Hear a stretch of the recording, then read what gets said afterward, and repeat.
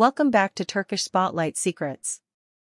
I'm thrilled you're here, because today we're unpacking a title so bold it practically demands a deep breath before pressing play: The Wedding Designer Who Was Sacrificed, surrounding none other than Barış Arduç and Elçin Sangu. Yes, it sounds theatrical, and yes, it stirred a storm across timelines and fan pages. But there's a reason this topic refuses to die down. We're going to trace where it came from, what might really be happening under the glitter, and why the idea of a sacrifice in the midst of something as dazzling as a wedding has people either swooning or sharpening their theories. Before we jump in, if you love a good salon of speculation, hit subscribe and turn on notifications so you never miss our dives into the shimmering, complicated world of celebrity romance and entertainment. Let's wind back to the spark. A few sly posts, a cryptic caption here and there, a behind-the-scenes snapshot of a mood board with towering florals and an obsessive palette of cream and crimson. Suddenly, whispers evolved into a tidal wave. Was a show-stopping wedding being orchestrated around Barış and Elçin, or were they stepping into a wedding tableau for an upcoming project? Whichever door you choose, the conversation converged on one explosive headline: a wedding designer at the heart of this spectacle was sacrificed. Sacrificed how? Sacrificed why? And by whom, or for whom? The story, as we've seen it develop, is not a neat little rumor but a sprawling tapestry of passion, prestige, and pressure. Think of the wedding as an emblem, a perfect, meticulously staged celebration, the apex of taste and timing. On one side, there's Barış, whose calm charm and grounded presence can steady chaos with a glance. On the other side, there's Elçin, whose elegance and fire pull a room into focus. Two stars who know the alchemy of spectacle. Two forces who, together, can turn a concept into a cultural moment. But a concept that grand needs a spine, a visionary aesthetic that binds every detail and draws every eye, and that's where the figure of the wedding designer strides into frame. Now, depending on which thread you follow, that designer is either a literal person tasked with shaping the event, or a metaphor for the creative soul driving it. Some say Barış was the quiet mastermind of aesthetic decisions, pushing for a ceremony, or scene, that would feel cinematic yet deeply intimate. Others argue it was Elçin, hands-on with textures, lighting, and ritual choreography, weaving a seasonal palette into a living narrative. If the designer is an idea rather than a single person, the sacrifice could be something subtler, like one of them surrendering a piece of themselves to the image the world expects. Imagine a palette curated to perfection, and then imagine the cost of holding it all together without a crack. That's where the word sacrifice gets slippery and compelling. Are we talking about a person being pushed out, sidelined, or blamed when pressure peaks? Or are we witnessing a more private surrender, reputation risked, boundaries crossed, personal needs shelved so the storyline, whether for art, for love, or for legacy, can take center stage? Picture this. A dazzling reveal is on the horizon. The location? Somewhere that hums with intimacy and grandeur. The scale? Epic but precise, the kind where nothing is accidental. The expectation? Astronomical. A slip would ripple across headlines. A triumph would reset the bar for beauty. Now, imagine these two at the core, Barış with a measured, protective energy, and Elçin radiating a kind of fearless poise. If there's a creative clash, it wouldn't be petty, it would be meaningful. One vision carving a curve through another, an argument not about roses versus orchids, but about what this moment should mean. If the designer is Barış, perhaps his instinct for timeless minimalism ran up against the demand for something bolder, louder, more reckless. If the designer is Elçin, perhaps her reverence for storytelling faced down the need for sleek efficiency. If they're both designers in spirit, then the sacrifice might be the same thing any two powerful collaborators eventually have to decide, whose heartbeat guides the final cut. Then there's the angle almost too delicious to ignore. What if the supposed wedding is less about nuptials and more about narrative, an on-screen ceremony with real-world pressure baked in? For two people whose names magnetize attention, an on-screen wedding would be treated like a national holiday. But with that comes a gnawing tension: will fans read it as a promise? Will critics pick at their every gesture? Will the project immortalize them, or fix them in amber at an angle they didn't choose? In that reading, the wedding designer becomes the curator of their image under the world's strongest spotlight. And the sacrifice? Maybe it's the loss of privacy, the surrender of control, the erosion of separation between character and self.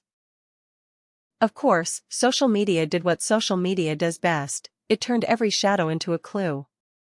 A florist's post featuring peonies was dissected like a confessional. A stylist's note about last-minute adjustments ignited 1,000 comment wars. A fleeting shot of a silver-threaded veil became definitive proof for one faction and an obvious misdirect for another.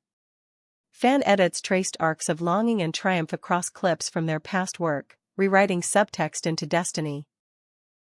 Meanwhile, a rumor about one of them being overruled started to harden into a myth about someone being cast aside or, yes, sacrificed. Step back, and the power of the story starts to make sense. Weddings, whether literal or staged, are vessels for meaning. They compress romance, timing, and fate into a singular, breathtaking promise. Inviting the word sacrifice into that space detonates stakes that already feel sky-high. If ambition is involved, someone might surrender their comfort for perfection. If pride is involved, someone might bite their tongue, swallow a misgiving, and pledge allegiance to the vision. If love is involved, truly, deeply, someone might offer up what they want most at that moment so the larger dream can stand. And if fame is involved, the sacrifice could be the quiet deal no one sees, a compromise without a quote, a concession without a headline. Now, consider the theory stoking the most debate, that one of them is the architect of the spectacle, and the other, knowingly or not, becomes the offering that keeps the gears turning. If Barış insists on an austerely modern aesthetic, might Elçin accept being perceived as too restrained, too controlled, in exchange for cohesion? If Elçin builds a narrative rich with symbolism, might Barış allow himself to be seen as softer than usual, romantic to the point of vulnerability, so the story breathes? We tend to speak of sacrifice as loss. But maybe, in a moment like this, sacrifice is the trust that says, I'll bend, so we don't break. Cue another perspective, revenge dressed as refinement. That's the fan-favorite twist, the idea that old professional slights could surface in the middle of something precious. People muttered about earlier creative disagreements, the kind that leave a hairline fracture even while the smile holds. If those fractures were real, a wedding's pressure could pull them wide. The sacrifice then wouldn't be a person but a principle. A promise not to push too hard. A vow to lead without cutting. Did one of them cross a line? Or did both decide, quietly, that victory matters less than staying side by side when the lights bloom and the cameras roll? And yet the most haunting interpretation is the simplest: sacrifice as devotion. Think about the long nights no one photographs, the drafts that go nowhere, the tiny rearrangements that make a scene sing.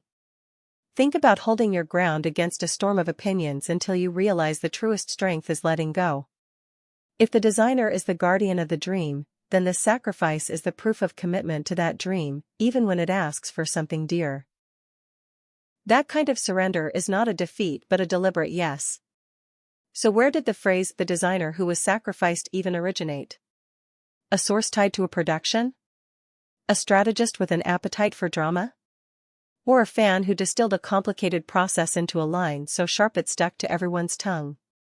Maybe it rose from a single moment, one decision that felt like a door closing, and then grew, myth by myth, into a saga with two protagonists and one thunderous question. Who gave up what so the spectacle could live? As the speculation churned, you could feel the stakes humming in every update. A rehearsal moved to a secret location. A reported rewrite of a sequence set to music. An unexpected absence from a planning meeting. None of it confirmed, all of it fueling the idea that the vision demanded tribute.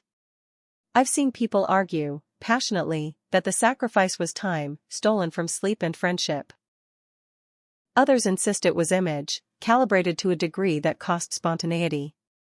And a romantic faction is certain it was the purest, riskiest thing of all, letting the other lead, even when your own instincts were begging you not to. By now, you're probably asking the essential question: is this a story about loss, or about the price of creating something unforgettable together? If the designer is a person, maybe they stepped back so the moment could be seamless. If the designer is a role, maybe one of them carried it until their hands shook, then placed it in the other's keeping. If the designer is a metaphor for the guiding force in a love story lived under floodlights, then the sacrifice could be a promise: what we're building matters more than who gets the final word. Think of Barış standing at the edge of a set or a stage, reading the room the way he always does, steady, protective, focused. Think of Elçin caught in a beam of soft light, turning detail into emotion as if it were muscle memory, intent, precise, radiant. When two presences like that fuse their wills, there's friction, yes, but also a rare harmony. The question is not who won, but what was born when they decided to protect the vision they share. A ceremony, a scene, an emblem, call it what you want. The rest is noise. So, what did we learn from the thunderclap of that headline?